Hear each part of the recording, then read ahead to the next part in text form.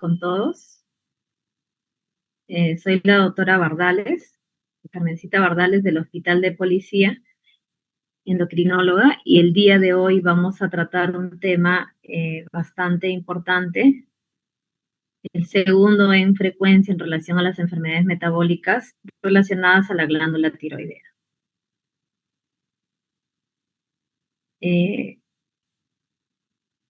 ¿Se ve la primera diapositiva, por favor? Sí, doctora. Ya, entonces vamos a empezar.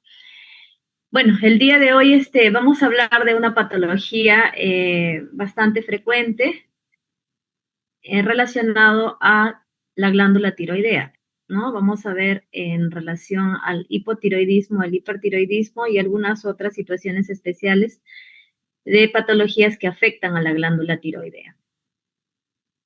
Entonces, para hablar del eje hipotálamo hipoficiario y la glándula tiroidea, vamos a ver que tienen un centro de regulación en la parte superior del cerebro, en la zona exactamente del hipotálamo, en los cuales tenemos dos centros importantes, como son el centro supraóptico y paraventricular, los cuales van a estimular a la hormona liberadora de tirotropina. Esta, a su vez, va a estimular a la adenohipófisis, a la hipófisis anterior, a la hormona estimulante de la tiroides, que es la responsable de tener un efecto positivo en relación a la glándula tiroidea para estimular la síntesis y secreción de las hormonas tiroideas, ¿no?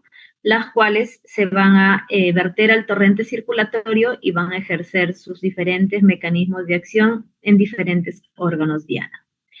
Es importante mencionar que hay factores hipotalámicos que van a inhibir estos efectos fisiológicos. Dentro de estos factores hipotalámicos tenemos como la dopamina, la noradrenalina, la serotonina, la somatostatina y los glucocorticoides, que van a tener también un efecto inhibitorio en relación a la glándula tiroidea.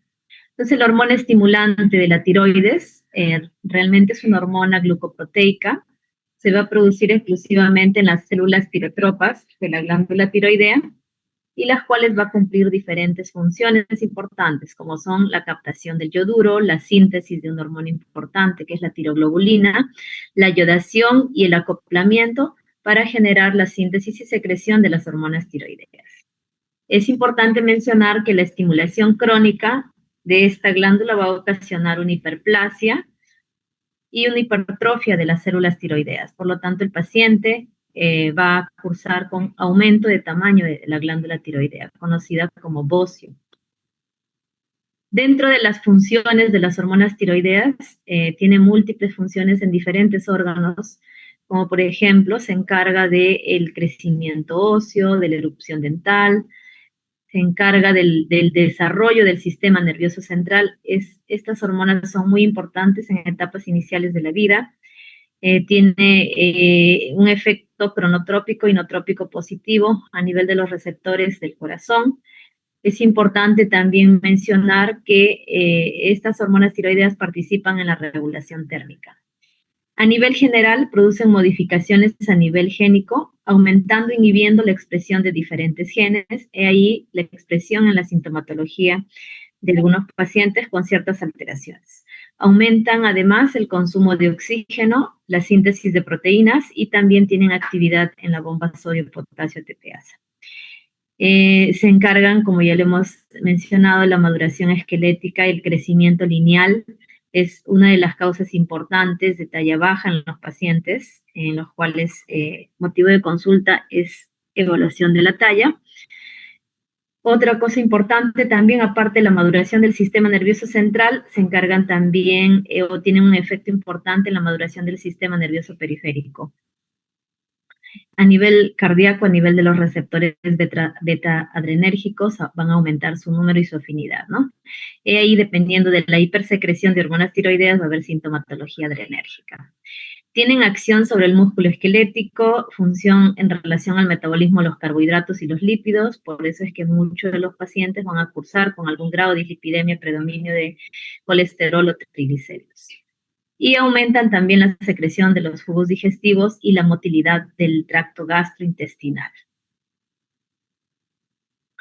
Entonces, yendo ya en sí al hipotiroidismo, vamos a definir que es una enfermedad en la cual está caracterizado por un déficit tanto en la producción y en la acción de las hormonas tiroideas. Esto condiciona una disminución del efecto de estas hormonas a nivel de diferentes órganos diana y por lo tanto va a ocasionar un enlentecimiento de todos los procesos metabólicos del organismo. En áreas con suficiencia de yodo, ¿no? ¿Esto qué quiere decir? Antiguamente una de las causas más frecuentes del hipotiroidismo era la deficiencia de yodo, que es un ion importante en la organogénesis de las hormonas tiroideas. Ahora ya no es la causa más importante debido a que ya está como norma general el consumo de la sal yodada, entonces por lo tanto ya no tenemos pacientes con problemas de deficiencia de yodo. Este cuadro es para explicar algo relacionado al consumo y los requerimientos de yodo del organismo, ¿no? La Organización Mundial de la Salud lo recomienda de acuerdo a los grupos etarios, ¿no? Una ingesta diaria en microgramos por día, por ejemplo, en prematuros, más de 30 microgramos por kilo por día. En niños o infantes de 0 a 6 años, 90 microgramos por kilo por día. En niños de 6 a 12 años, 120. En adolescentes y adultos, 150 microgramos. En embarazadas y madres lactantes el requerimiento es más, llega hasta 250, ¿no? Entonces, estos requerimientos ya están suplementados en nuestra dieta diaria. Es por eso que ya no se ve pacientes con deficiencia de yodo y por ende hipotiroidismo, ¿no? Debido a que se promulgó un decreto supremo desde los años 1959, en el cual se dispuso la yodación obligatoria para el consumo humano, ¿no? Debido a que este problema en años anteriores fue un problema de salud pública, por lo tanto, se hizo este decreto para justamente prevenir este tipo de enfermedades que en su época fueron muy prevalentes. En relación a la prevalencia de la disfunción tiroidea, ha variado últimamente. En este cuadrito es para ver de manera general en relación al hipotiroidismo, tanto subclínico como clínico manifiesto primario.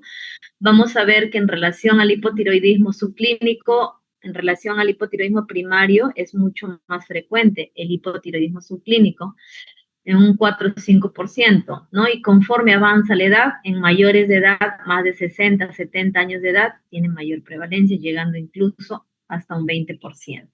¿En quiénes es más frecuente esta incidencia de esta enfermedad?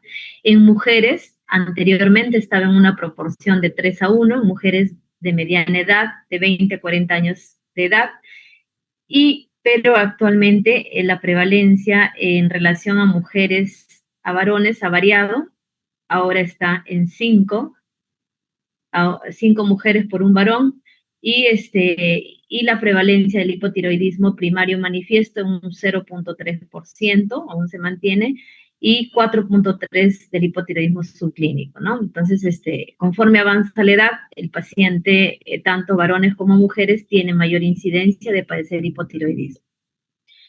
En este cuadro es para ver, por ejemplo, diferentes estudios en los cuales se ha evaluado el hipotiroidismo subclínico y relacionado con los valores de TSH, ¿no? Conforme avanza la edad, los pacientes tienen más riesgo de presentar problemas tiroideos, sobre todo hipotiroidismo por la disfunción de la glándula. En relación al hipotiroidismo central, es menos frecuente, 1 sobre 1000 pacientes hipotiroideos, y tiene una prevalencia más o menos estimada de 20.000 a 80.000 personas, de 1 a 80.000 en relación a la población general. Es un tipo de patología rara, infrecuente. Para conversar en relación a la progresión de esta enfermedad, vamos a ver que algunos pacientes con algún grado de disfunción tiroidea pueden permanecer años sin variación de los valores de las hormonas tiroideas. Otros pueden remitir espontáneamente los valores alterados de las hormonas tiroideas, pero otro tipo de pacientes sí pueden migrar a un hipotiroidismo de subclínico a primario, ¿no? ¿Y eso debido a qué? hay una tasa de progresión a la parte clínica o franca del hipotiroidismo en un 5% al año, siempre haciendo un seguimiento de este tipo de pacientes debido a que es una enfermedad crónica en promedio de 20 años. Entonces, ¿qué se ha visto? Que los pacientes que presentan dosaje de anticuerpos tiroperoxidasa positivos, entonces tienen más riesgo de presentar hipotiroidismo franco primario en la evolución en el tiempo. Hay una población especial de riesgo, ¿no? ¿Qué personas tienen más susceptibilidad de presentar este tipo de patologías? Mujeres en el posparto, antecedentes familiares de enfermedades tiroideas autoinmunes, antecedentes patológicos de haber recibido irradiación en la zona de cabeza y cuello por alguna otra patología, la paciente que curse con bocio difuso, antecedentes de algún tipo de patología tiroidea como tiroiditis silente, tiroiditis de Kervain, o enfermedades endocrinas autoinmunes, ¿no? Que puede coexistir con este tipo de patología. Ya lo vamos a mencionar. Hay condiciones autoinmunes que predisponen a un riesgo de desarrollar hipotiroidismo tanto de causa endocrina como no endocrina. Por ejemplo, los pacientes que cursan con diabetes mellitus tipo 1, pacientes con insuficiencia suprarrenal primaria o enfermedad de Addison, pacientes con falla ovárica prematura, son pacientes que pueden tener más riesgo de presentar hipotiroidismo. Hay patologías no endocrinas que también tienen un componente autoinmune que puede estar relacionado a hipotiroidismo, por ejemplo, enfermedades como anemia perniciosa, síndrome de Sjögren, esclerosis múltiple, pacientes con problemas de vitiligo, enfermedad celíaca. Pero también hay un grupo especial de pacientes que tienen riesgo de padecer hipotiroidismo y es importante evaluar la función tiroidea. Tenemos a los pacientes con síndrome de Down, pacientes con síndrome de Turner que cursan con talla baja, cursan también con una alteración tiroidea, o pacientes que cursen con algún problema de hipertensión pulmonar. Es así, definiendo todos estos factores de riesgo, vamos a definir de acuerdo a la zona o el inicio, según la etiología y según la severidad del cuadro, ¿no? Puede ser de inicio congénito o adquirido. La etiología puede ser primaria, secundaria, terciaria, y la severidad va a depender del compromiso, ya sea clínico o subclínico, ¿no? Si es un hipotiroidismo franco primario con algún tipo de alteración, vamos a ver que hay grados extremos de hipotiroidismo, como el cretinismo, pacientes que cursan con coma mixedematoso y pacientes críticamente enfermos que van a cursar con un problema de síndrome del eutiroideo enfermo. Entonces, en cuanto a la clasificación, vamos a verificar si es básicamente en la glándula tiroidea, si es una falla primaria, secundaria en la glándula hipofisiaria y terciaria, secundaria o terciaria o central en la glándula hipofisiaria o hipotalámica, ¿no? Y dentro de todas estas causas, la causa más frecuente de hipotiroidismo en un paciente adulto es la tiroiditis crónica autoinmune o también llamada tiroiditis de Hashimoto. Y en un segundo lugar vamos a tener al hipotiroidismo post-ablactivo, ¿no? ¿Qué quiere decir post-ablactivo? Es el hipotiroidismo en un paciente en el contexto de un hipertiroidismo que ha recibido terapia con yodo radioactivo, ¿no? La mayoría de estos pacientes generalmente van al hipotiroidismo. Entonces, de manera general, vamos a ver que más del 90% de los pacientes que cursan con hipotiroidismo primario, el grueso de estos pacientes, el 70% de ellos van a ser pacientes que cursan con hipotiroidismo subclínico, como hemos visto en la epidemiología de la enfermedad. Lo más frecuente o la forma más frecuente de presentación en la mayoría de los pacientes es el hipotiroidismo subclínico. Este es un cuadro para ver cuáles son todas las causas en relación al hipotiroidismo, dependiendo de la zona de afectación, ya sea primario, secundario, central. Y vamos a ver que, por ejemplo, tienen diferentes etiologías, ¿no? Por ejemplo, hemos hablado que el hipotiroidismo, una de las causas más frecuentes es la tiroiditis linfocítica, o también llamada tiroiditis de Hashimoto. Otra de las causas de un hipotiroidismo primario es el iatrogénico, antecedentes de una cirugía, terapia bioactiva con yodo, radioterapia externa, déficit o exceso de yodo también, que ya no es muy usual, pero está dentro de las causas, fármacos que van a ocasionar hipotiroidismo, dentro de ellos tenemos la miodarona, el litio, interferón alfa, perclorato, tionamidas. Enfermedades de depósito o enfermedades infiltrativas como la sarcoidosis, amiloidosis, tiroiditis de Riedel, que es un tipo de tiroiditis pétrea, dura, que impide la formación de las hormonas tiroideas. Hipotiroidismo congénito debido a alteraciones ya propios de la glándula tiroidea, como disgenesias tiroideas, agenesia, hipoplasia, ectopia tiroidea, que también puede condicionar formas de hipotiroidismo. Y o problemas ya relacionados a mutaciones en el proceso de organogénesis de las hormonas tiroideas, ¿no? Mutaciones en el NIS o en diferentes enzimas como la pendrina, ¿no? Que participa en procesos biológicos en relación a la síntesis y metabolismo de las hormonas tiroideas. Y el hipotiroidismo transitorio, que como su nombre lo dice, es importante también evaluarlo y el paciente puede evolucionar a un estado de eutiroidismo, ¿no? La tiroiditis indolora silente, la postparto, se hace una evaluación de la paciente y puede generalmente cursar en el tiempo con eutiroidismo, ¿no? Una tiroiditis subaguda, dependiendo si es de causa infecciosa, viral o bacteriana, que también puede resolver y puede llegar a un estado de eutiroidismo. En relación al hipotiroidismo secundario o central o terciario, es importante investigar las causas, ¿no? Generalmente los tumores en la zona de la hipófisis, ¿no? Los adenomas hipofisiarios, pacientes niños que cursan con craniofaringioma, disgerminoma o también pueden ser metástasis a estas zonas, ¿no? Que no solamente pueden cursar con alteración de las hormonas tiroideas, también pueden cursar con alteración de otros ejes hormonales. Problemas vasculares, necrosis, isquemia, hemorragia, traumatismos, ¿no? Pueden condicionar también un problema de hipotiroidismo central. También enfermedades infiltrativas y de causa congénita.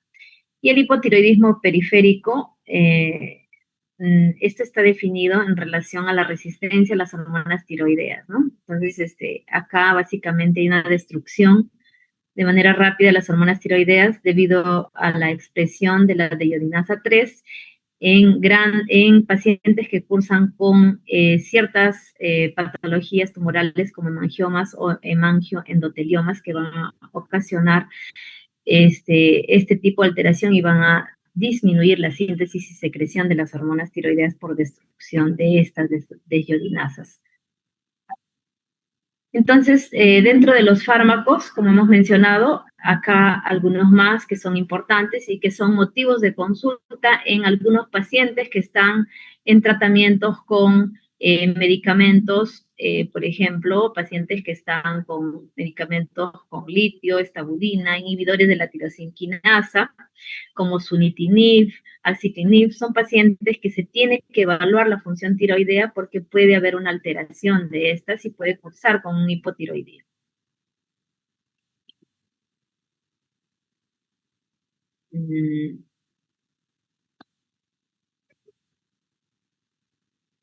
Dentro de las enfermedades infiltrativas, es importante también descartar otro tipo de enfermedades sistémicas como la esclerodermia, que también puede cursar con hipotiroidismo. Dentro de los pacientes con hipotiroidismo de etiología transitoria, generalmente hay que evaluar al paciente, hacer seguimiento para poder verificar si efectivamente se trata de esta patología, ¿no? El hipotiroidismo secundario central, acá en esta lámina, para poder mencionar que existen múltiples causas que lo van a condicionar, pero que la mayoría de estos pacientes van a cursar con hipopituitarismo o un panhipopituitarismo. Quiere decir que hay alteración de más de 2 o 3 grupos hormonales y que puede condicionar este tipo de patología. Y por suerte, este tipo de patologías, las enfermedades hipotalámicas, son menos del 1% de los casos y que pueden cursar con hipotiroidismo, que es importante tratar. ¿Cuál es la clínica de estos pacientes con hipotiroidismo? Existen múltiples signos y síntomas que van a condicionar hipotiroidismo. El paciente acude a la consulta con uno de los síntomas importantes, intolerancia al frío. El paciente siempre se nota cansado, asténico, cursa con estreñimiento crónico, tiene problemas en relación a la concentración, a la memoria. Uno de los síntomas importantes son caída de cabello, cursa con hipersomnia, artralgias, mialgias, sobre todo proximales, está hipoactivo, con pocas ganas de hacer las cosas, a veces puede estar lábil, ¿no? Cursan con depresión, pueden estar en tratamiento por psiquiatría, por depresión, generalmente aumentan de peso, la piel es seca, las uñas tienen uñas quebradizas, el cabello es débil, delgado, sin brillo, pajizo, quebradizo. Hay alteraciones en la voz, pueden haber disfonía, hipertensión arterial, algunas pueden cursar con galactorrea, alteraciones del ciclo menstrual, hipermenorrea, polimenorrea y en algunos casos hasta amenorrea. Los reflejos osteotendinosos generalmente están lentos. En la fase de relajación de un reflejo osteotendinoso generalmente está muy lento. Pueden cursar con anemia, hipercolesterolemia. Un signo importante en los pacientes con hipertiroidismo es la caída de la colita de la ceja, ¿no? Entonces a este signo se le llama madarosis y en algunos pacientes también pueden cursar con un tinte carotinémico de la piel, o sea, si podemos evaluar la palma de las manos, la planta de los pies, vamos a ver que tienen la palma de las manos de color anaranjado, ¿no? Ese es el tinte carotinémico. En relación a la frecuencia de los síntomas, vamos a ver que los pacientes cursan con una piel seca, intolerancia al frío, la piel áspera, algunos con el reflejo aquiliano lento, bradicardia, el peso aumentado, hay parestesias, calambres, constipación, movimientos lentos, pensamiento lento y en algunos pacientes cursan con disfonía. Acá en esta fotografía podemos ver diferentes signos clínicos, ¿no? Del paciente con hipotiroidismo. La piel del paciente con hipotiroidismo es una piel fina, delgada, seca, acartonada en algunos pacientes, debido a que hay un acúmulo de ácido hialurónico y esto genera un tipo de edema llamado edema mucinoso, el cual o mixedema, el cual no deja fovea, ¿no? Entonces es un edema duro. Es una de las características importantes cuando uno evalúa a un paciente. Vamos a ver que el paciente se va a, dependiendo de la severidad del cuadro, el paciente va a cursar con se va a sentir hinchado, ¿no? Sobre todo aumento de volumen de la zona periorbitaria, de las manos, de los pies, por este exceso de ácido hialurónico en estos órganos mencionados. Existen paraclínicos que van a coexistir con el hipotiroidismo. Tenemos, por ejemplo, pacientes que de inicio cursan con dislipidemias y son refractarias al tratamiento, ¿no? Entonces, por ahí tenemos que buscar una disfunción de la glándula tiroidea. O incluso pacientes que pueden llegar a la emergencia con hiponatremia y justamente pueden estar debutando con hipotiroidismo. Hiperprolactinemia, hiperhomocisteinemia, anemia, la anemia microcítica hipocrómica, incluso algunos pacientes pueden cursar con hipoglicemia y estar asociados a otros síndromes endocrinológicos junto con hipotiroidismo, ¿no? Como por ejemplo la insuficiencia suprarrenal.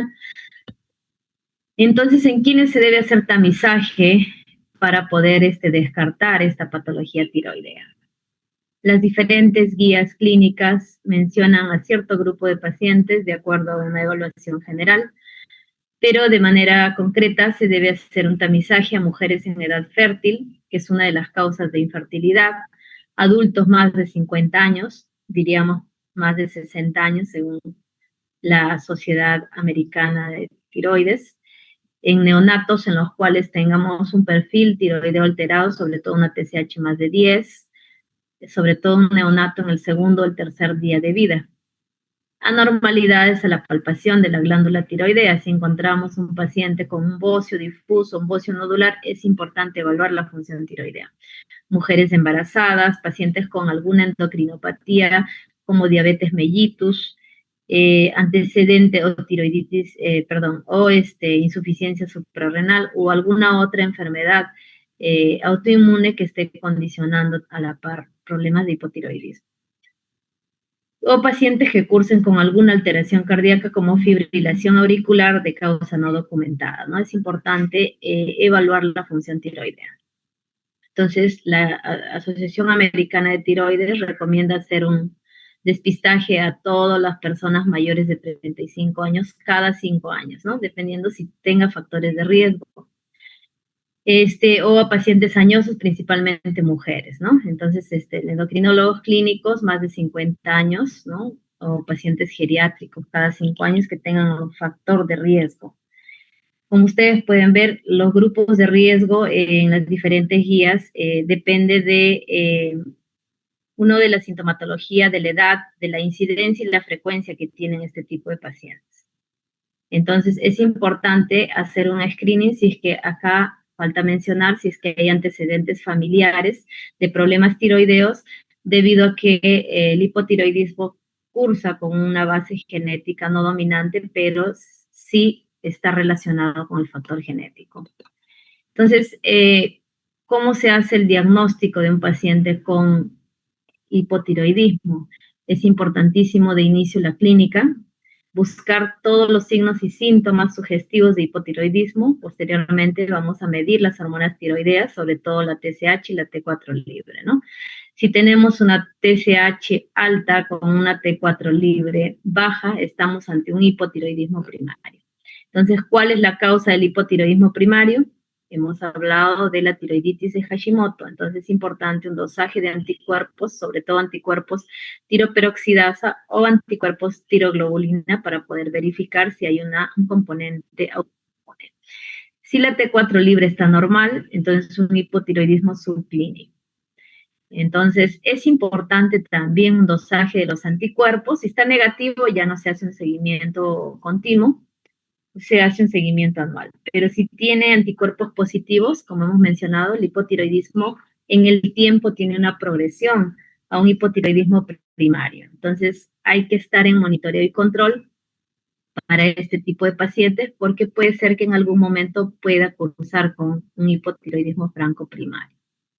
Si la TSH está normal y tenemos sospecha de compromiso central o hipoficiario, entonces es importante el dosaje de la hormona T4 libre, ¿no? Si se encuentra normal, bueno, no más estudios. Si se encuentra baja, hay que descartar alguna otra patología, el uso de medicamentos. Y siempre es importante evaluar la hipófisis, ¿no? Entonces, el dosaje de las demás hormonas o un examen de ayuda diagnóstica como una resonancia magnética para poder investigar cuál es la causa de este hipotiroidismo central o secundario. Entonces acá podemos ver en relación a las hormonas tiroideas, cuando es un hipotiroidismo subclínico, cuando tenemos la TSH por encima de rangos de referencia normal, con T4 y T3 normal. Un hipotiroidismo central generalmente puede estar la TSH normal o baja, con valores normales de T4 y T3 bajos. Y un hipotiroidismo franco primario clínico, la TSH es elevada con una T4 libre bajo, por debajo del rango normal. Hay otras condiciones importantes en relación al contexto del paciente que es bueno considerarlo, si es que siempre y cuando hay movilización de las hormonas tiroides, ¿no? Como podemos ver acá, la TSH baja con T3 y T4 en valores normales, hay que descartar causa o uso de medicamentos o, dependiendo sea un paciente en un ambiente hospitalario, ver qué fármacos se está utilizando, ¿no? Y otra condición importante es el síndrome del eutiroideo enfermo o también pacientes que se encuentran críticamente enfermos en una unidad de cuidados intensivos en los cuales también puede haber una alteración de las hormonas tiroideas, pero no exclusivamente por una causa tiroidea en sí.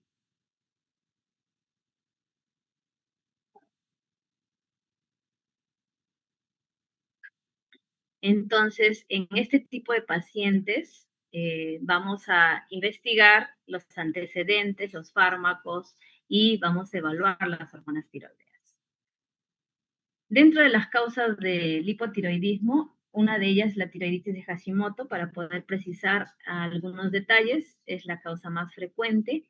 Es 7 veces más común en mujeres de mediana edad, tiene una clara predisposición genética. Los anticuerpos generalmente están positivos en la mayoría de estos pacientes. La sospecha clínica se puede confirmar con una biopsia de la glándula tiroidea, pero no es lo usual, y puede estar asociada a enfermedades autoinmunes.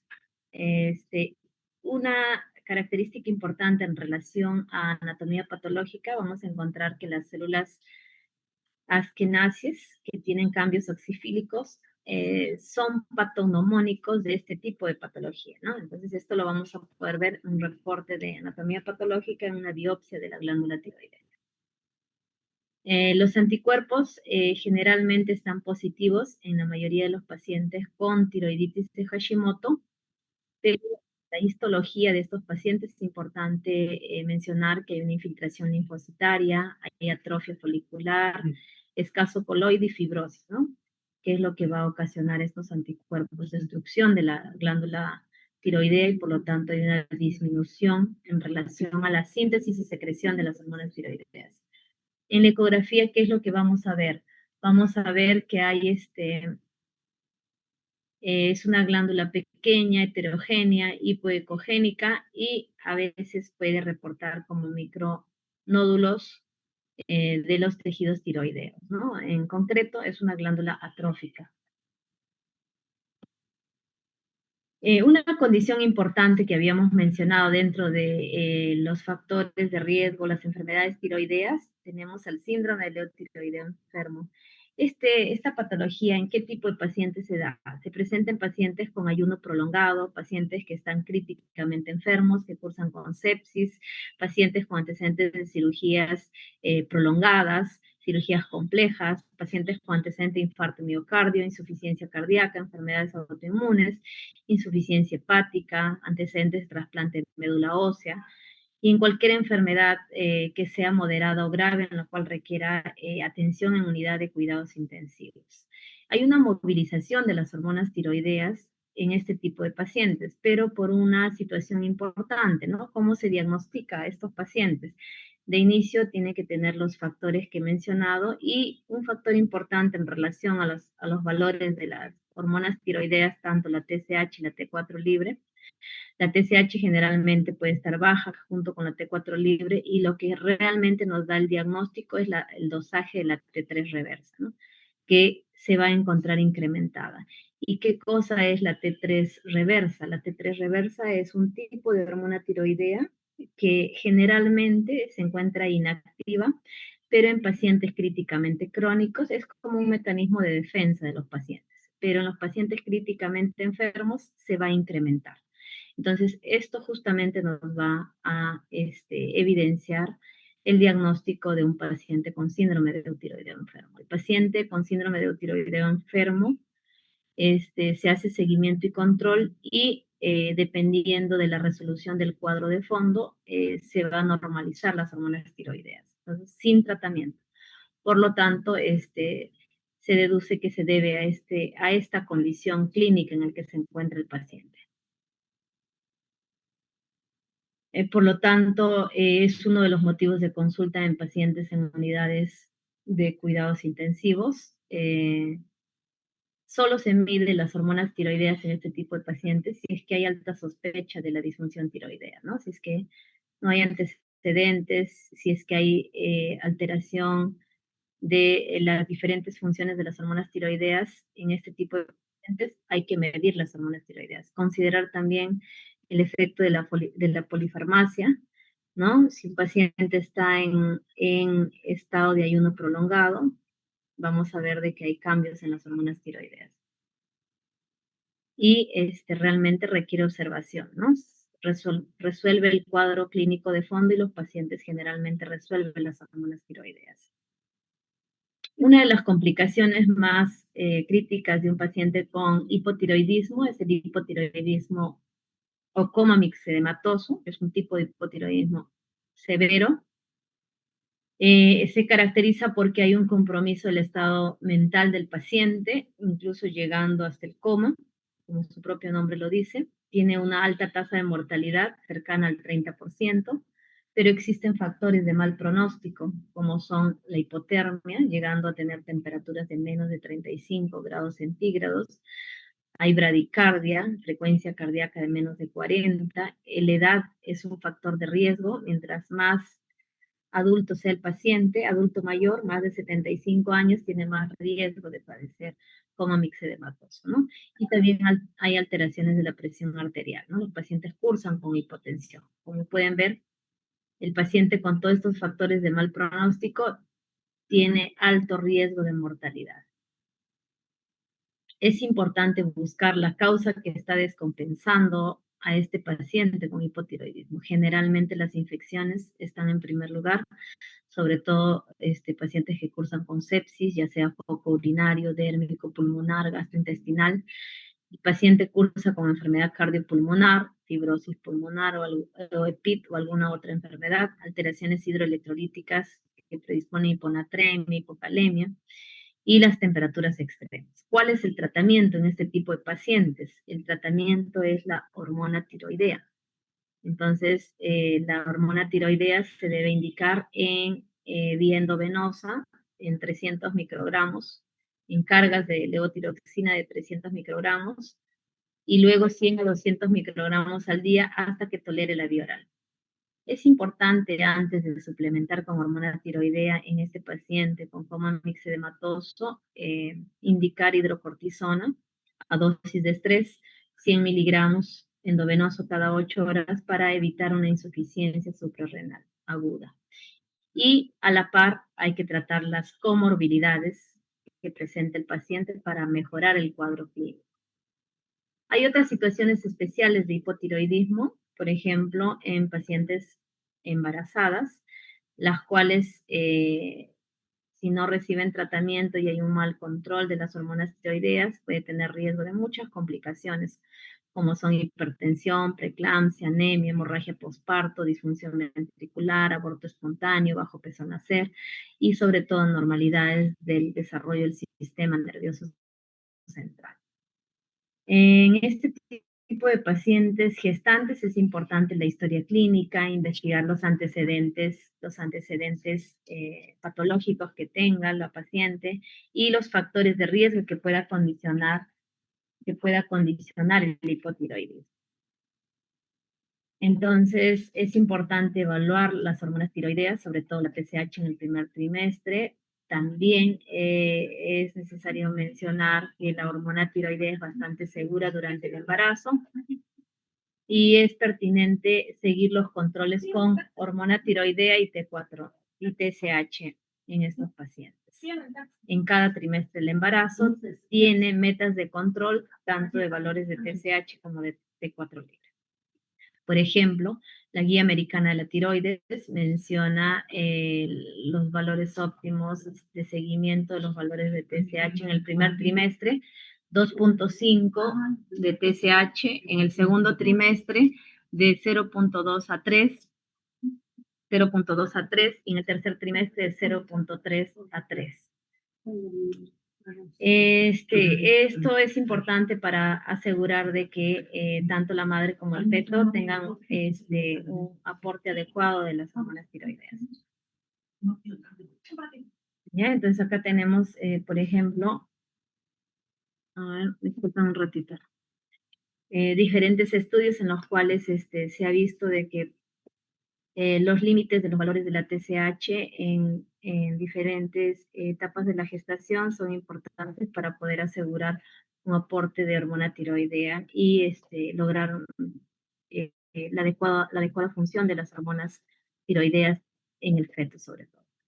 La Asociación Americana de la Tiroides, en su recomendación 19.2, considera que el tratamiento con levotiroxina en mujeres en edad reproductiva con TSH sérica normal, si están gestando o planean gestación, incluyendo la reproducción asistida, en el futuro inmediato o tienen o han tenido anticuerpos positivos, especialmente si hay mala historia obstétrica, se debe recomendar el tratamiento con hormona tiroidea. La hormona tiroidea es bastante segura y tiene beneficio en este tipo de pacientes para evitar las complicaciones. El hipotiroidismo subclínico es otra condición especial en las cuales por consenso se decide dar el tratamiento siempre y cuando el paciente curse con valores de TSH por encima de 10. Si cursa con bocio, presenta anticuerpos positivos, tiene paraclínicos alterados, cursa con infertilidad, es importante empezar el tratamiento en este tipo de pacientes. Dentro del hipotiroidismo congénito, es importante también evaluar la clínica del paciente, detectar lo más pronto posible y evitar las complicaciones neurológicas, ¿no? Que son justamente una de las consecuencias devastadoras en los pacientes con hipotiroidismo congénito.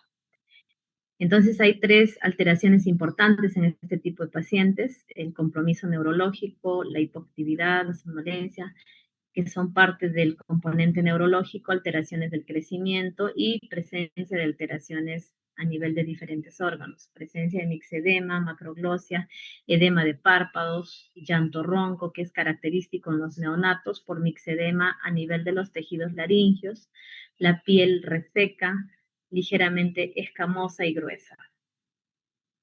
Los signos del hipotiroidismo se van a desarrollar en los neonatitos a partir de la primera semana, ¿no?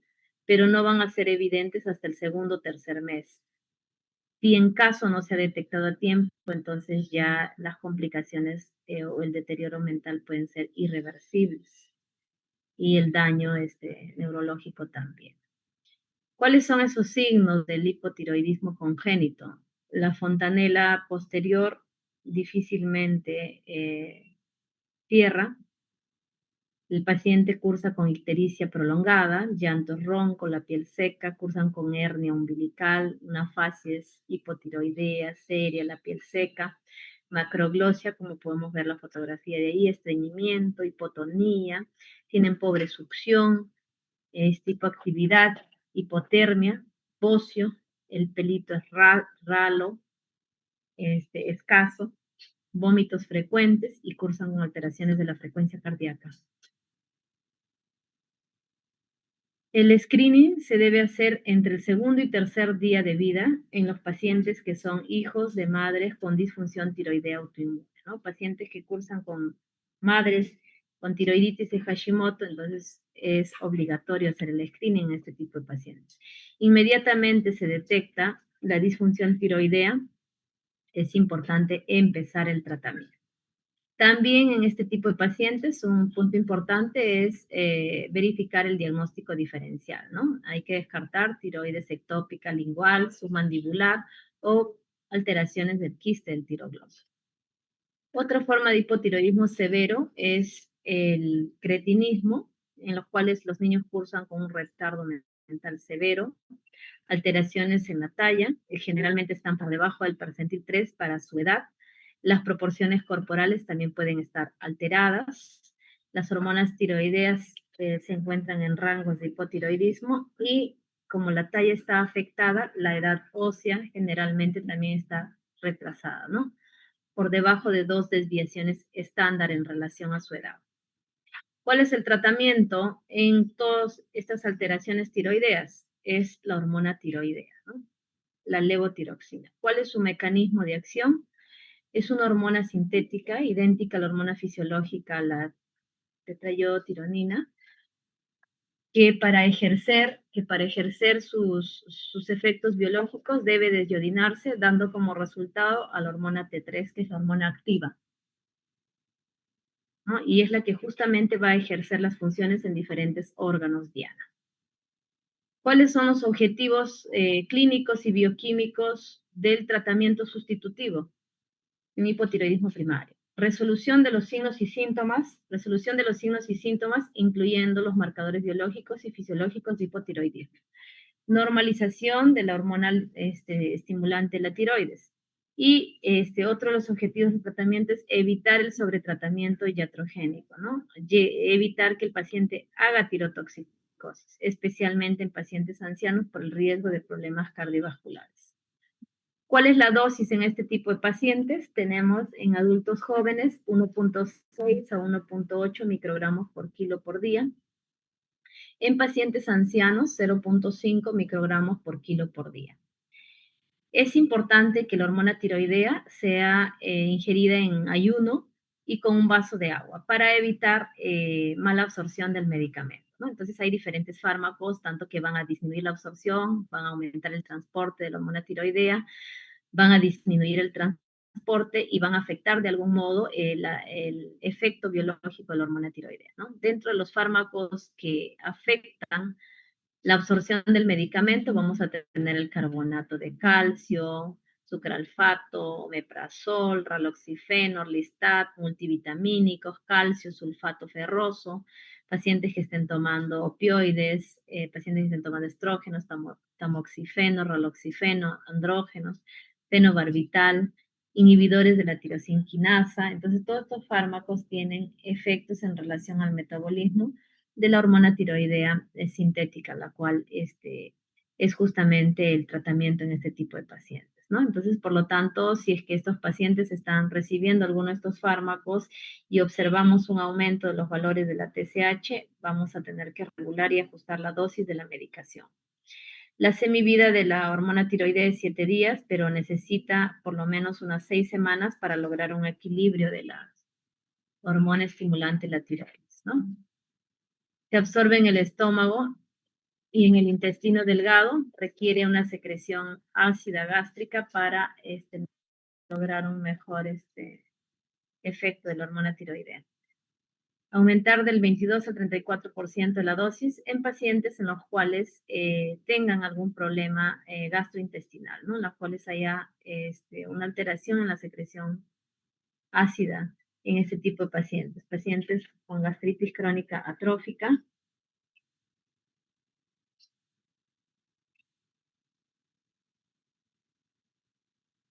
Ya. Entonces, ¿cuáles son esos efectos secundarios? La tirotoxicosis sintomática o subclínica, cuando el paciente está tomando hormona tiroidea y tiene valores de TSH por debajo del valor normal, ¿no? Esto puede condicionar en pacientes ancianos, taquiarritmias atriales y también problemas de osteoporosis.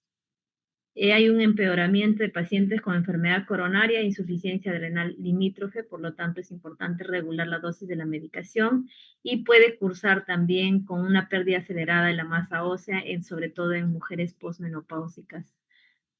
Y a la par también puede condicionar síntomas simpático-miméticos. ¿Cómo se hace seguimiento del tratamiento en este tipo de pacientes? Siempre verificando cuáles son los requerimientos de la levotiroxina en diferentes grupos especiales, ¿no? Si es que es una embarazada, si es que hay trastornos gastrointestinales, si es que está consumiendo algún tipo de fármacos que, como hemos mencionado, pueden alterar la absorción del medicamento, ¿no? Y también es importante tener en cuenta que hay fármacos que van a alterar el citocromo P450 y por lo tanto también van a interferir con el metabolismo de la hormona tiroidea. El seguimiento se hace de 6 a 8 semanas y se ajusta la dosis dependiendo de cada caso. Siempre es importante tener en cuenta que el requerimiento de hormona tiroidea en pacientes adultos mayores y en pacientes que cursan con problemas cardiovasculares para evitar complicaciones a futuro. Se hace un monitoreo y ajuste en este tipo de pacientes. El cambio de la dosis de la hormona tiroidea va a depender del tiempo de evolución del tratamiento, en promedio, como hemos mencionado, para lograr un efecto fisiológico esperado de 6 a 8 semanas. Es bueno medir las hormonas tiroideas, sobre todo la TSH, y tener en cuenta ciertos factores, ¿no? Que podrían hacer decidir una regulación de la dosis de la hormona tiroidea. Si es que un paciente ha aumentado de peso, si es que está embarazada o si es que está usando algún otro fármaco, es importante regular la dosis. Pero en relación a esto, es importante mencionar también que existen beneficios y riesgos, ¿no? En algunos pacientes, dependiendo de cuál sea el diagnóstico, puede haber no evidencia de mejoría de síntomas. Si es que es un paciente con hipotiroidismo subclínico, hay que valorar riesgo-beneficio. Puede haber pobre efecto beneficioso en el perfil lipídico, riesgo de no progresión de las hormonas tiroideas dependiendo de cuál sea el diagnóstico. Algunos pacientes pueden quedar subtratados dependiendo y otros sobretratados. Para eso es importante la regulación de las hormonas tiroideas, ¿no? Y es importante mencionar que en caso del tratamiento, si el paciente cursa con una tirotoxicosis o un hipertiroidismo farmacológico, el paciente tiene riesgo de problemas cardiovasculares, riesgo de fracturas por aumento de la pérdida de la densidad mineral ósea y también tiene riesgo de producir mortalidad cardiovascular. Existe mala adherencia o pseudo mala absorción, son dos términos importantes y sí es importante mencionarlo porque en la consulta hay pacientes que no regulan las hormonas tiroideas, pero existen diferentes factores como el olvido de la toma del medicamento, los horarios que son muy tempranos, la polifarmacia en adultos mayores y en otros pacientes el tema del costo, ¿no? Entonces, por lo tanto, los pacientes van a estar con una fluctuación de las hormonas tiroideas y esto puede generar o puede encajar dentro del término de enfermedad refractaria. Pero es importante investigar cuáles son los factores que están condicionando esa falta de adherencia al tratamiento, ¿no? Entonces es bueno conversar con el paciente para poder investigar. Para eso también es importante conocer que hay barreras para o que evitan lograr el eutiroidismo en este tipo de pacientes, ¿no? Una de ellas, y en primer lugar, es la adherencia al tratamiento, que no es una adherencia adecuada, ¿no? El paciente no cumple con la toma de la medicación, es justamente una de las causas más importantes. Problemas de malabsorción, ¿no? Problemas gastrointestinales no tratados, problemas de interferencias en relación a fármacos que interfieren con la absorción del medicamento. Y otro tema importante es la bioequivalencia del medicamento. ¿Qué quiere decir eso? ¿No? Que los fármacos tienen una composición química, sobre todo como son hormonas, es la hormona tiroidea, al cambiar de marca o al cambiar de producto, generalmente no logra un buen control de las hormonas tiroideas. Entonces es un factor de riesgo que justamente permite lograr que el paciente con hipotiroidismo logre controlarse de manera adecuada. ¿Hasta ahí alguna pregunta?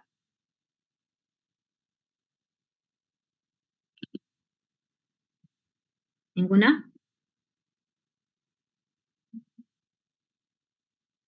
Ya, seguimos. Otra de las patologías es el hipertiroidismo. El hipertiroidismo es importante mencionar dos términos clínicos, la tirotoxicosis y el hipertiroidismo en sí. ¿A qué se refiere tirotoxicosis? Se refiere a los cambios clínicos y fisiopatológicos que se producen por el exceso de hormona tiroidea, pero independientemente de la causa que le esté originando. En cambio, el hipertiroidismo se refiere a patologías tiroideas que producen un exceso de síntesis y secreción de hormona tiroidea, pero por la propia glándula tiroidea, ¿no? Entonces, por ejemplo, uno puede tener tirotoxicosis por un tumor ovárico que está alterando las hormonas tiroideas y que puede producir síntomas de hipertiroidismo. En cambio, el hipertiroidismo es una afección propia de la glándula tiroidea. En relación a la epidemiología, afecta a 0.2 o 1.4% de la población mundial, tiene menos frecuencia. El hipertiroidismo subclínico afecta al 0.7, el 1.4% de la población en general, pero es menos frecuente en relación al hipotiroidismo.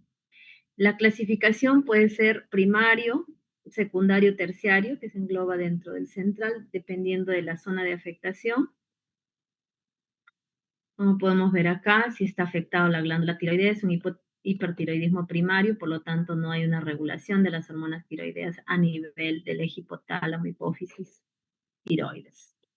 Secundario, la afectación es en la glándula hipofisiaria, no hay una buena estimulación de la hormona estimulante de la tiroides con las hormonas tiroideas, por lo tanto no hay un buen feedback para poder regular las hormonas tiroideas.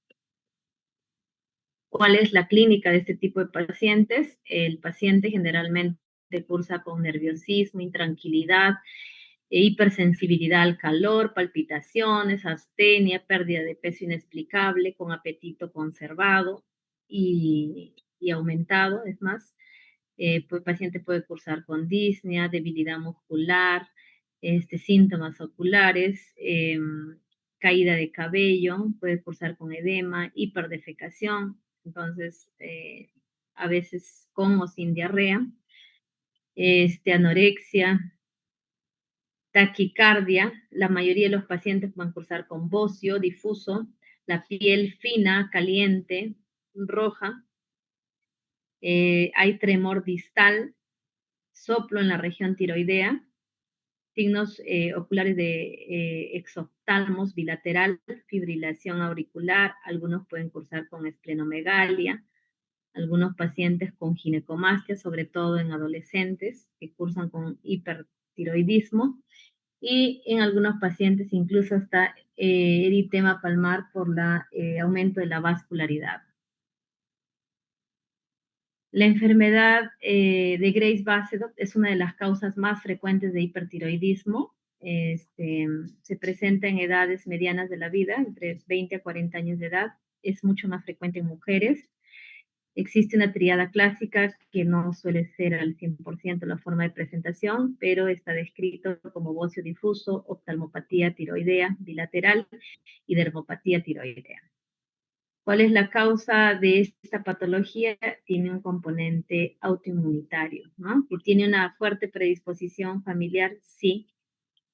Es importante investigar los antecedentes familiares. Acá, por ejemplo, podemos ver a los pacientes que de todos estos síntomas de autoinmunidad, el más frecuente es el bocio difuso en un 97%, exoftalmos en un 60% y el mixedema pretibial en un 5%. También se habla de problema de acropaquia tiroidea, que es en un menor porcentaje, menos del 1% de los pacientes pueden cursar con este tipo de alteración, ¿no? Dedos en palillo de tambor. ¿Cuál es la patogénesis de esta enfermedad? Generalmente los linfocitos T se sensibilizan a los antígenos tiroideos y estos van a estimular a los linfocitos B para sintetizar los anticuerpos contra los antígenos, ¿no? Y esto genera un desorden en relación a la estimulación de la hormona tiroidea y una mayor secreción y síntesis de las hormonas al torrente circulatorio. Existe una predisposición genética, ¿no? Pero hay factores desencadenantes no del todo precisos en el embarazo, en el posparto, pacientes con tratamiento con litio, enfermedades virales o bacterianas que pueden gatillar un hipertiroidismo, retiro brusco de corticoides por la supresión de las hormonas tiroideas, y también se menciona que está descrito como pacientes que cursan con estrés, que puede ser también una causa, un factor de riesgo para desencadenar un hipertiroidismo. ¿Cuáles son los signos y síntomas clínicos de un paciente con hipertiroidismo? El paciente va a cursar con caída de cabello, alopecia en algunos pacientes, exoftalmos, nerviosismo, agitación, hipertensión a predominio de la presión sistólica, tremor distal, mujeres con metrorragias, infertilidad, los reflejos están exaltados, debilidad, miopatía, osteoporosis, riesgo de fracturas, mixedema pretibial, que es bastante raro, pero puede presentar, taquicardia, arritmias supraventriculares, que puede ser un motivo de consulta en cardiología en este tipo de pacientes, y sobre todo uno de los signos clínicos que el paciente menciona es una baja considerable de peso, ¿no? Hay pacientes que mencionan, he bajado 5, 6, hasta 10 kilos de peso y no estoy haciendo dieta, ¿no? Es uno de los signos clínicos importantes en el hipertiroidismo. ¿Cómo se diagnostica? Con la clínica del paciente, el dosaje de las hormonas tiroideas, las cuales vamos a ver que la TSH generalmente está suprimida por debajo del rango de la normalidad, con una T4 libre elevada, ¿no? Dentro de las causas más importantes vamos a dosar los anticuerpos que son específicos de la glándula tiroidea, sobre todo la inmunoglobulina estimulante de la tiroides, pero a la par también pueden estar alterados los anticuerpos TPO y tiroglobulina, que son más frecuentes en un paciente con tiroiditis de Hashimoto. Otro examen de ayuda diagnóstica para esta enfermedad de Graves-Basedow es la gamografía tiroidea, la cual nos va a reportar la presencia de un bocio difuso hipercaptante, hiperfuncionante. Entonces, el diagnóstico es la clínica del paciente, el dosaje de las hormonas tiroideas y posteriormente, dependiendo de los valores de las hormonas tiroideas, la supresión de la TSH con una elevación de las hormonas tiroideas T3 o T4 libres, un hipertiroidismo primario, ¿no? Si estamos sospechando de la presencia de un hipertiroidismo central o secundario, es importante evaluar la función hipofisiaria, ¿no? Dentro de todas las causas del hipertiroidismo, también es importante el consumo de fármacos que pueden producir una supresión de las hormonas tiroideas y que pueden ser también causas de un hipertiroidismo secundario a fármacos. ¿Cuál es el tratamiento en este tipo de pacientes? El tratamiento va dirigido a la fisiopatología de la enfermedad. Las drogas antitiroideas como las tionamidas, el yodo radioactivo, yodo 131 y la cirugía. Y el tratamiento coadyuvante que va dirigido a los síntomas que produce el hipertiroidismo. Dentro de los fármacos antitiroideos tenemos al propiltiuracilo, al tiamazol o metimazol y el carbimazol, ¿no? Los más utilizados es el tiamazol o metimazol. Este tipo de fármacos van a inhibir la síntesis y secreción de las hormonas tiroideas, por lo tanto van a reducir la conversión periférica y van a reducir la sintomatología en este tipo de pacientes. El mecanismo de acción interfieren básicamente en la síntesis de las hormonas tiroideas, van a inhibir a nivel de los complejos iónicos, por lo tanto van a bloquear el mecanismo de transporte de los ioduros y van a evitar la secreción de las hormonas tiroideas. Y las concentraciones altas de yodo van a disminuir la liberación de las hormonas tiroideas. Esto se llama el efecto de Wolff-Charcot. Y el yodo radioactivo va a ocasionar una destrucción de la glándula tiroidea en sí, por lo tanto va a disminuir también la síntesis y secreción de las hormonas tiroideas. Dentro de todo este grupo de fármacos de los antitiroideos de síntesis, es importante mencionar las reacciones adversas que puede producir, ¿no? Hay criterios para suspender y no suspender la medicación. Por ejemplo, si utilizamos medicamentos como metimazol, uno de los efectos adversos más graves es la agranulocitosis, en la cual el paciente tiene que suspender la medicación por el riesgo que implica, ¿no? Entonces, si en cambio un paciente en tratamiento con metimazol cursa con leucopenia, generalmente puede ser pasajera, ¿no? Pero si los neutrófilos están menos de 500, es un criterio para suspender la medicación y replantear el tratamiento. El propilturacilo es un fármaco bastante seguro durante el embarazo, entonces pasa menos la barrera placentaria y está indicado en gestantes, ¿no? En cuanto a los compuestos yodados, dentro de ellos tenemos la solución de Lugol al 5%, la cual tiene un efecto en relación a la disminución de la síntesis y secreción de las hormonas tiroideas, ¿no? ¿En qué tipo de pacientes se debe indicar este tipo de tratamientos? En pacientes que cursen con una crisis o tormenta tiroidea o en pacientes que requieran una intervención quirúrgica de urgencia para frenar la hipersecreción de las hormonas tiroideas. Al igual que todos los fármacos, tiene reacciones adversas, puede producir angioedema, edema de glotis, ¿no? Insuficiencia respiratoria, hemorragias cutáneas. Por eso es importante poder evaluar al paciente y en el contexto en el que se encuentra para poder indicar. El yodo radioactivo depende de la patología en sí, si es un bocio nodular, multinodular, es un bocio difuso, entonces el tratamiento del yodo radioactivo generalmente condiciona una destrucción de las células tiroideas y por lo tanto va a disminuir la síntesis y secreción de las hormonas tiroideas.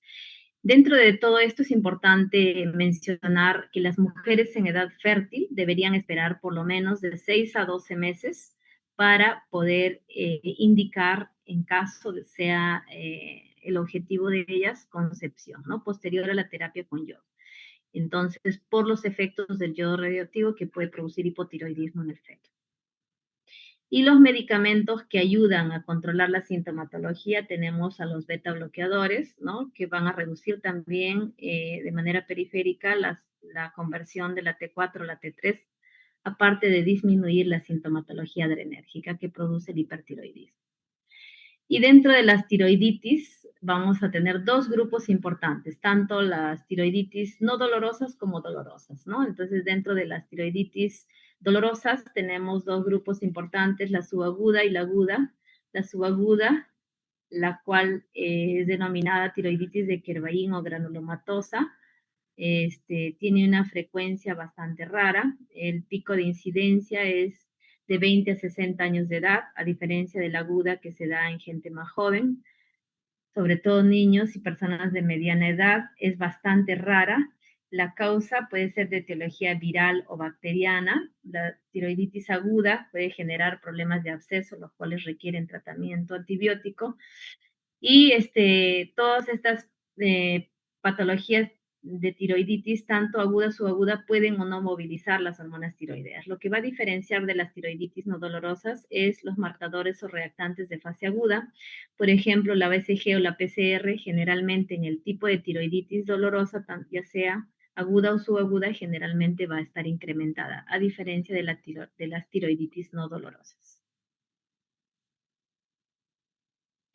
Fármacos que están asociados a tirotoxicosis, que es importante tenerlo en cuenta en relación a un paciente con hipertiroidismo, como la miodarona. Es importante mencionar a un paciente que consume medicamentos como miodarona. Hay que hacer un monitoreo a las 6 semanas u 8 semanas de tratamiento para verificar si hay una disfunción tiroidea, ¿no? Entonces, pacientes que están en tratamiento con litio, el seguimiento generalmente es en un año de tratamiento, interferón en meses, interleuquina 2 también en meses, inhibidores de la tirosina quinasa si tienen un efecto más próximo, de 3 a 12 meses puede haber ya una disfunción tiroidea, ¿no? Y los anticuerpos inhibidores de los pueden producir también una alteración en relación a semanas o meses. En este tipo de pacientes que estén con estos fármacos por algún motivo indicado, es importante una evaluación tiroidea por lo menos a partir de los 3 a 6 meses en adelante para poder verificar si hay una disfunción tiroidea. Hay otros tipos de hipertiroidismo, como por ejemplo la hashitoxicosis. Esta se sitúa dentro del espectro de las causas autoinmunes de tirotoxicosis. Inicialmente se comporta como una enfermedad de Graves-Bachelor con toda la sintomatología clínica de un hipertiroidismo, con anticuerpos estimulantes del receptor de la TSH positivos, y posteriormente, al hacer la evolución del paciente, vamos a ver que va a virar a un hipotiroidismo, debido a que hay una infiltración linfocítica crónica similar a la enfermedad de tiroiditis de Hashimoto, ¿no? Entonces, este tipo de condición es importante en pacientes que cursan con problemas de autoinmunidad presente, ¿no? El adenoma tóxico o enfermedad de Plummer es frecuente en adultos mayores. Hay una disfunción de las hormonas tiroideas. Los pacientes van a cursar con intolerancia al calor, taquicardia. Hay una supresión de la TSH, aumento de las hormonas tiroideas. En la gammagrafía, que es el examen que nos va a permitir hacer el diagnóstico, nos van a informar que hay la presencia de un nódulo hiperfuncionante, caliente, y que el resto del tejido contralateral generalmente se encuentra suprimido, ¿no? Y por lo tanto es el tejido sano. ¿Cuál es el tratamiento en este tipo de pacientes? El tratamiento es el yodo radioactivo. En el bocio multinodular tóxico es también una de las causas más frecuentes en pacientes adultos mayores. Cursan con un bocio multinodular que tienen largos periodos de evolución. La sintomatología clínica, estos pacientes cursan con insuficiencia cardíaca, arritmia, taquicardia, pérdida de peso, sudoración, temblores. Hay una alteración clara de las hormonas tiroideas compatibles con un hipertiroidismo, y la gammagrafía tiroidea, como pueden ver la fotografía de acá, nos va a informar nódulos funcionales múltiples hipercaptadores. ¿Cuál es el tratamiento? El yodo radioactivo.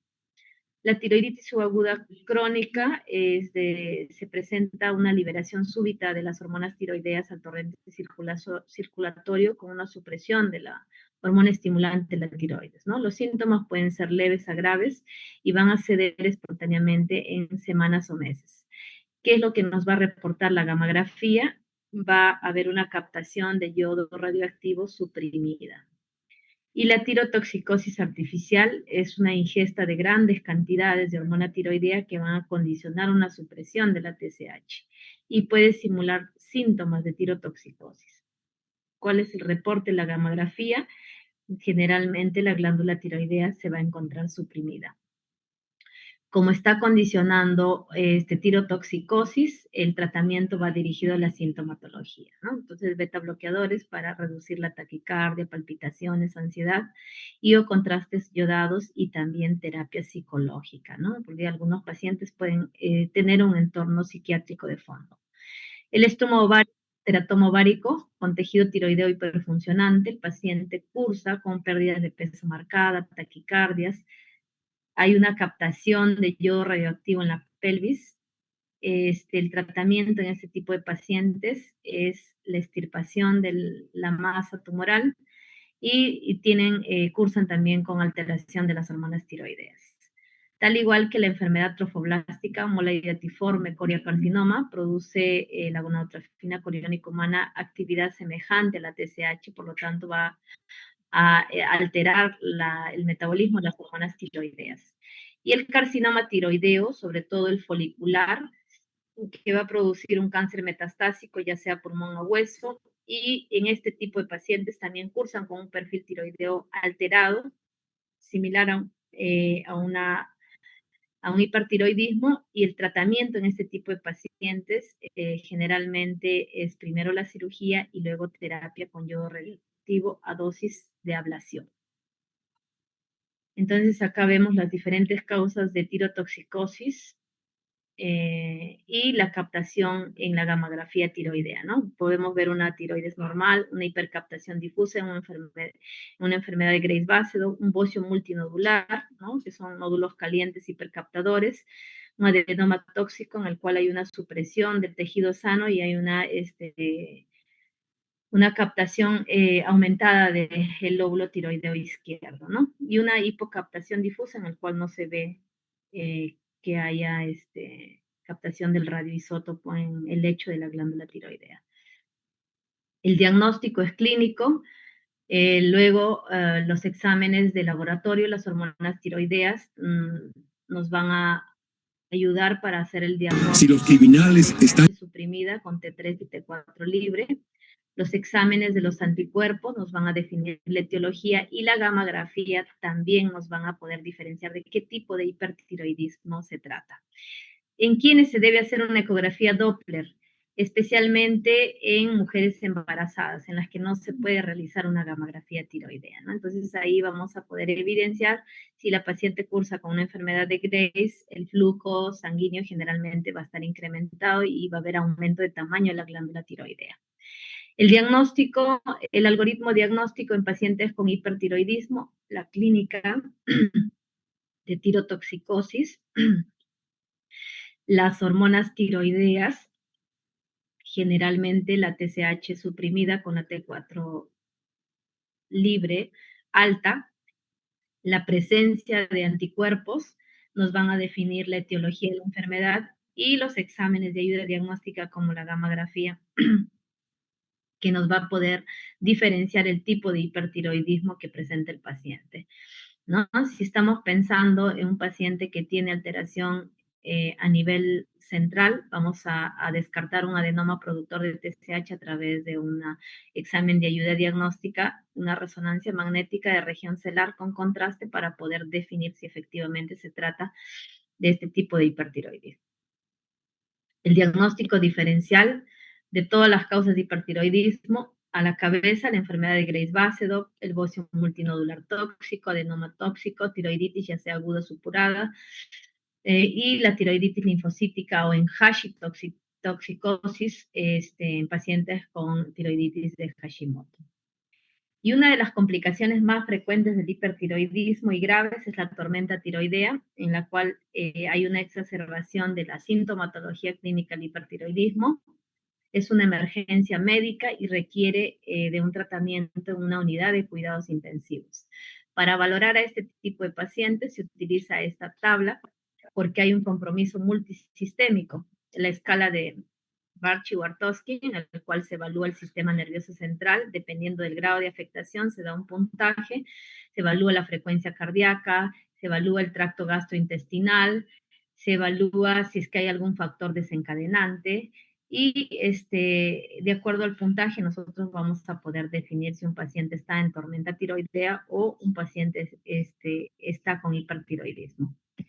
Acá, por ejemplo, podemos ver cuáles son los puntajes en relación a la temperatura. Más de 40, un puntaje de 30. Disfunción cardiovascular, mínimo 5, máximo 25. En el sistema nervioso central, si el paciente está agitado, si el paciente tiene delirio, psicosis, letargia, coma, convulsiones, tiene un puntaje máximo de 30. Si presenta algún signo de insuficiencia cardíaca, también podemos ver ahí que hay un puntaje de 5 al 10.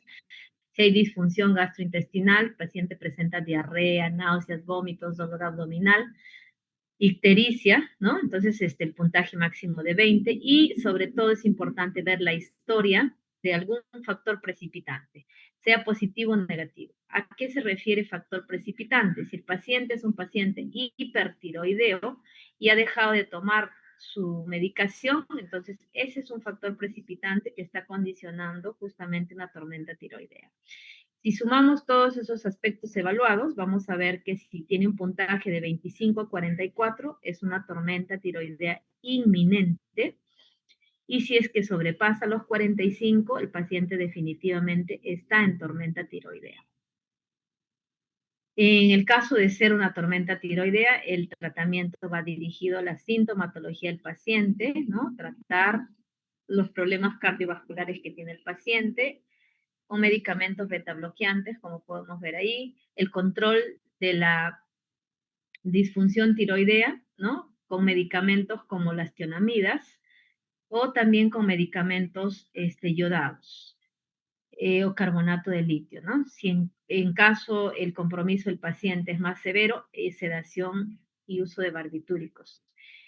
Y en relación a bloquear la conversión de las hormonas tiroideas, tanto de T4 a T3, los medicamentos que actúan también a este nivel y aparte corrigen la sintomatología adrenérgica, tenemos los beta bloqueadores como el propanolol, los corticoides que también actúan a este nivel, el propiltiuracilo y el ácido iopanoico, que tienen, aparte del lo mencionado, el efecto de la corrección en relación a la conversión de las hormonas tiroideas a nivel periférico.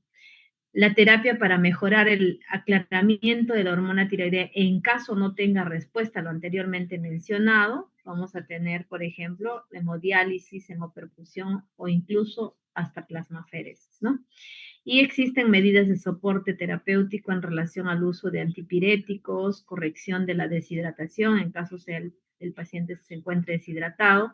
La nutrición es importante debido a que los pacientes con hipertiroidismo cursan con un hipercatabolismo proteico, por lo tanto van a bajar de peso rápidamente, ¿no? El oxígeno suplementario, y en caso cursen con problemas cardíacos como insuficiencia cardíaca, tratar la insuficiencia cardíaca. Y un factor importante es tratar el factor precipitante, ya sea un proceso infeccioso, la omisión de la dosis de la medicación o algún otro factor que esté condicionando la tormenta tiroidea. Muy bien. Hasta ahí hemos terminado. El tema ha sido bastante amplio. Es que hay diferentes patologías tiroideas que es necesario conocerlo para poder definir y tratar. ¿Alguna pregunta?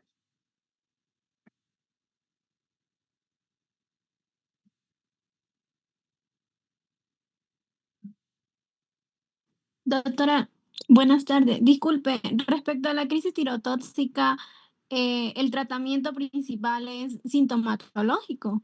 No. En la crisis tirotóxica, el paciente tiene una hipersecreción de las hormonas tiroideas, ¿no? Entonces, las hormonas tiroideas están en circulación sanguínea alteradísimas, ¿no? La T4 libre, la T3 están elevadas y la TSH está bien suprimida. Entonces, y los efectos de un hipertiroidismo severo, marcado, entonces el paciente va a presentar problemas de taquicardia, problemas de regulación de la temperatura, problemas del peso, problemas gastrointestinales, problemas cardíacos y una serie de situaciones que hemos visto en la diapositiva. Entonces, el tratamiento, ¿a qué va dirigido? El tratamiento va dirigido a disminuir esa síntesis exagerada de las hormonas tiroideas. Justamente los fármacos como la tianamida inhibe la síntesis de las hormonas tiroideas. Los fármacos como el Lugol inhibe justamente la síntesis de las hormonas tiroideas. Entonces, un primer escalón del tratamiento de la tormenta tiroidea es justamente eso, inhibir la síntesis. Ahora, ¿qué hacemos con las hormonas tiroideas que ya están en el torrente circulatorio? Tenemos que bloquear esa conversión. Como hay exceso de hormonas tiroideas en el torrente circulatorio, entonces tenemos que bloquear esa conversión de hormonas tiroideas. Para eso es importante los corticoides, para eso es importante los beta bloqueadores, para poder reducir y atacar en esos dos niveles. Y luego los otros medicamentos coayudantes ya van para la sintomatología que produce el hipertiroidismo en sí, ¿no? Pero lo básico, importante de todo ello es actuar a esos dos niveles para disminuir la síntesis exagerada de las hormonas tiroideas. Ese es el mecanismo fundamental para tratar una tormenta tiroidea. La tormenta tiroidea Gracias. es una emergencia, tiene riesgo de mortalidad bastante alto. Ya. Gracias, doctora. Ujú. ¿Alguna otra pregunta?